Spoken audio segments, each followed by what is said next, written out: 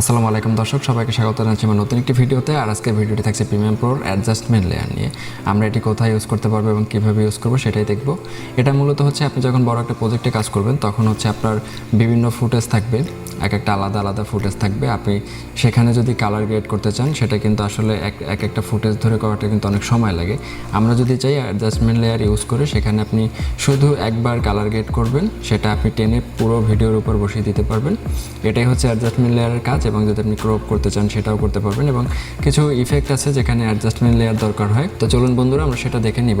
তো দেখতে পাচ্ছেন আমার এখানে একটা প্রজেক্ট ওপেন করা আছে। আমি মূলত এখানে আপনাদের অ্যাডজাস্টমেন্ট লেয়ারের কাজটা দেখাবো। সেটা হলো আমার দেখতে পাচ্ছেন এখানে অনেকগুলো ফুটেজ আছে আমার এই প্রজেক্টের ভেতর। আমি এখন এক একটা করে যদি কালার গ্রেড করতে চাই বা ক্রপ করতে চাই সেটা কিন্তু আসলে অনেক সময় লাগবে।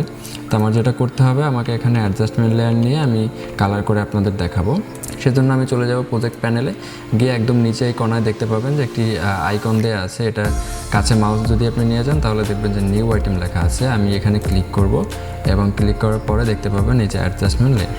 এখানে ক্লিক করে এটা ওকে করে দিবেন। তারপরে যে দেখতে পাচ্ছেন অ্যাডজাস্টমেন্ট লেয়ারটা চলে আসছে।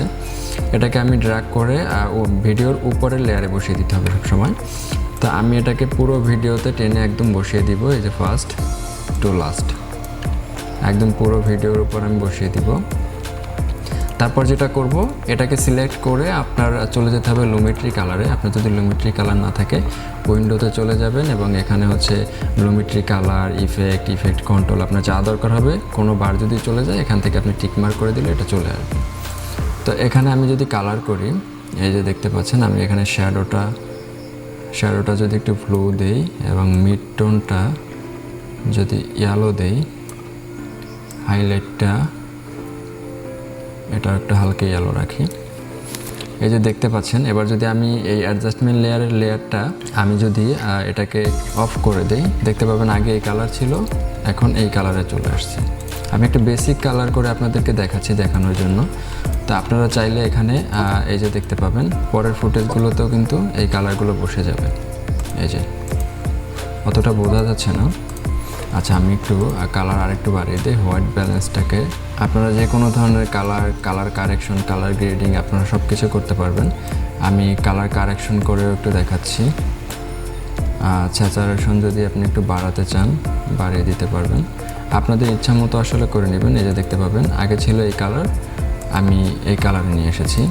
পরের ফুটেজ যদি আপনি দেখতে চান সেটা হচ্ছে দেখতে পাবেন এই যে আগে ছিল এটা, এখন এটা চলে এসেছে। এই যে এটা সবগুলোর উপরে আসলে এই একই কালারটা বসে যাবে, এই যে দেখতে পাচ্ছেন। তো এটা মূলত হচ্ছে আর একটা জিনিস, সেটা হলো যে আমি যদি ক্রপ এনে দেখাই, এখানে দেখবেন একদম সব ভিডিওর উপর বসে যাবে। আমি ইফেক্ট কন্ট্রোলে চলে যাব এবং এখান থেকে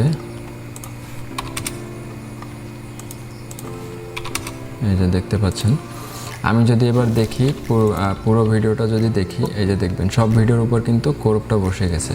তো এটা হচ্ছে আপনার প্রিমিয়াম প্রো দিয়ে আপনি অ্যাডজাস্টমেন্ট লেয়ার দিয়ে আপনি কালার, ক্রপ এবং আরও কাজে লাগাতে পারবেন। এটা হচ্ছে এক ট্রান্সপারেন্ট একটা লেয়ার, এটার উপরে আপনি যে কাজ করবেন সেটা হচ্ছে আপনি ভিডিওর উপরের লেয়ারে বসে আপনি কাজ করতে পারবেন। এবং কিছু ইফেক্ট আছে যেখানে হচ্ছে আপনার ইফেক্টের মেইন ইফেক্ট বসাতে হয় এই আপনার অ্যাডজাস্টমেন্ট লেয়ারের উপর, সেটা নিয়ে আরও যখন ভিডিও বানাবো তখন আসলে দেখতে পারবেন। তো বন্ধুরা, আজকের ভিডিওটি ছিল এই পর্যন্তই, ছোট্ট একটা ভিডিও। যে আসলে আমরা যারা নতুন প্রিমিয়াম প্রো ইউজ করে থাকি তারা আসলে অনেকেই জানি না যে আসলে অ্যাডজাস্টমেন্ট লেয়ার কী এবং কীভাবে ইউজ করতে হয় এবং কোথায় ইউজ করতে হয়। যদি ভালো লেগে থাকে একটা লাইক করবেন এবং কমেন্ট করে জানাবেন ভিডিওটি কেমন লাগলো। আর আশা করি চ্যানেলটি সাবস্ক্রাইব করে রাখবেন। আজকের মতো বিদায় নিচ্ছি, ভালো থাকবেন, বাই বাই, টাটা।